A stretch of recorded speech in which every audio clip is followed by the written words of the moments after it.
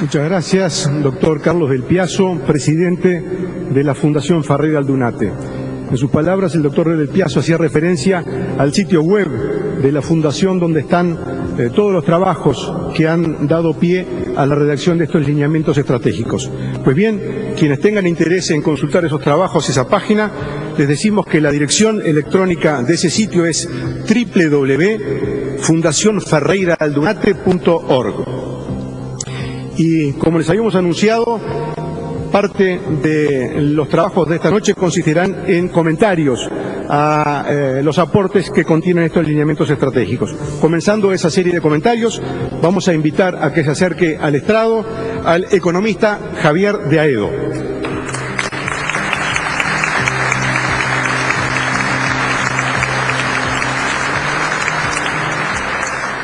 Compatriotas, me resulta muy grato participar de este evento partidario en el cual se presentan propuestas, ideas y lineamientos de política que tienen la jerarquía necesaria como para integrar el programa de un gobierno nacional, junto con otras iniciativas de la misma naturaleza que están surgiendo desde otras columnas del partido. Propuestas, ideas y lineamientos de política que deberán ser tan dinámicas en su formulación y actualización como el mundo al cual se refieren.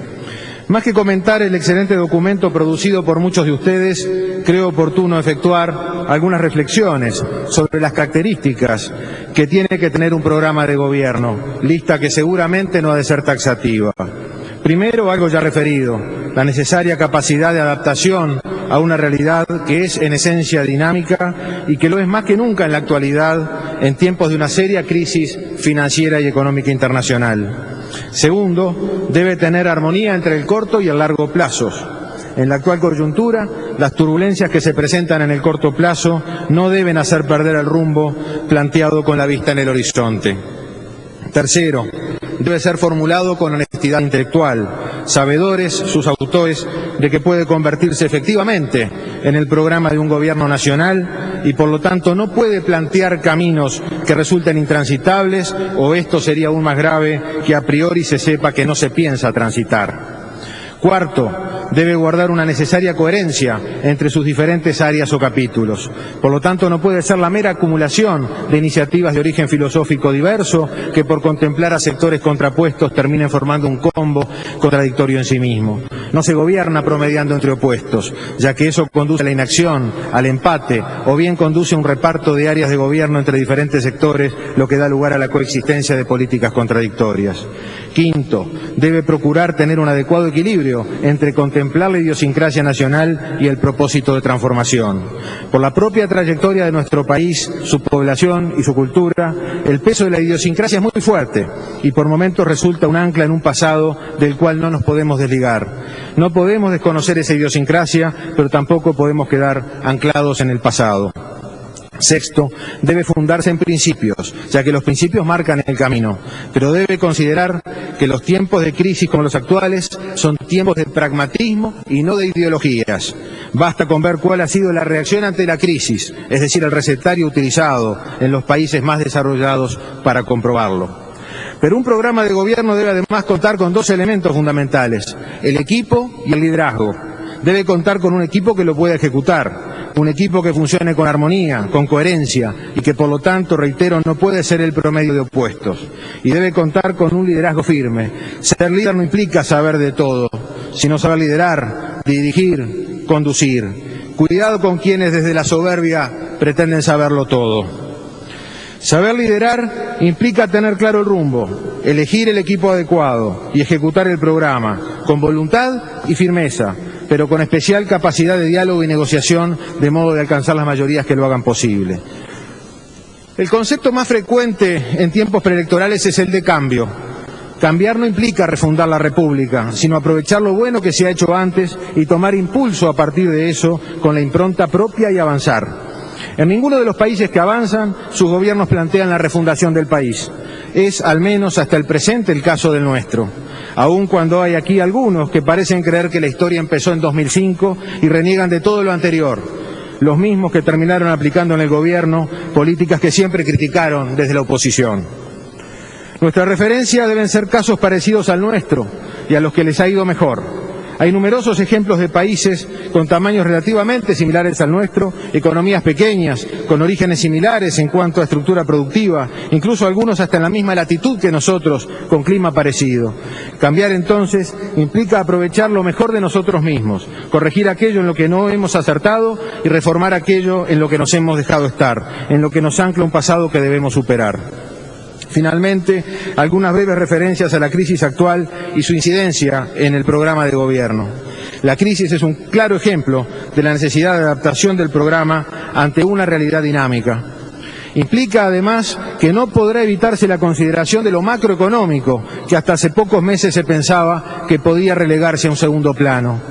Pero debemos tener bien claro que lo que define el futuro, dado lo macro, es lo microeconómico. Es allí donde se juega el resultado, donde se definen las políticas de Estado y donde se dan las señales más claras para la inversión, las buenas y las malas. En tiempos de exuberancia, los errores micro pasan inadvertidos. Es tan grande el retorno de la inversión que casi no cuentan. Pero como las rocas en el mar, están ahí, y cuando baja la marea, se vuelven obstáculos para llegar a buen puerto.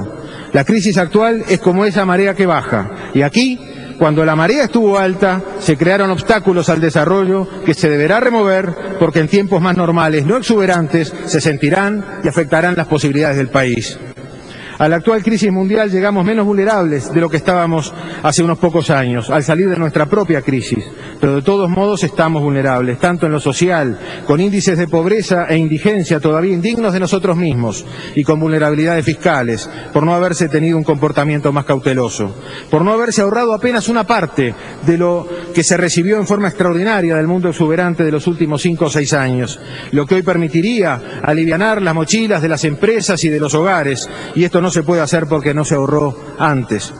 Por lo tanto, todo programa de gobierno que se presente en el escenario político nacional en los próximos meses deberá incluir el diseño de la corrección a la política económica, de modo de aligerar la mochila del gasto público, que quedará pesada, y de recuperar la competitividad perdida. Esto es así porque resulta claro, es lo habitual, que los años electorales no son años en los que se corrijan errores. Hay algo que tiene que quedar bien claro. Esa corrección de la política económica no puede incluir el aumento de impuestos. Nuestro problema, en todo caso, no es tener impuestos bajos, sino un gasto público alto. Entonces la solución no pasa por subir impuestos, sino por bajar gastos. Por otra parte, si en tiempos de recesión se suben impuestos, habrá todavía más recesión. Resulta clave aprovechar estos tiempos difíciles para proceder a la corrección de las políticas macro y microeconómicas y para avanzar en este sentido, de modo de estar prontos para despegar en cuanto el mundo se vuelva nuevamente favorable, quizá, como apunta hoy el consenso, hacia finales de 2010. Hay que hacer de la crisis una oportunidad. No vienen tiempos fáciles, los que vienen no serán como los años recientes, años de ir en bajada y con viento a favor, serán tiempos de enfrentar el repecho con viento en contra. Hay que prepararse para ello, sabedores de que después del repecho el camino sigue y que su trayectoria depende en definitiva de nosotros mismos. Acontecimientos como el de esta jornada permiten alentar la esperanza, permiten ver al partido trabajando una vez más con honestidad intelectual, escribiendo lo que piensa, con unidad, sin sectores que tengan filosofías distintas y que haya que juntar con forceps, con propósito de transformación y sin nostalgia, a la vez con principios y pragmatismo, con equipo y con liderazgo. Muchas gracias.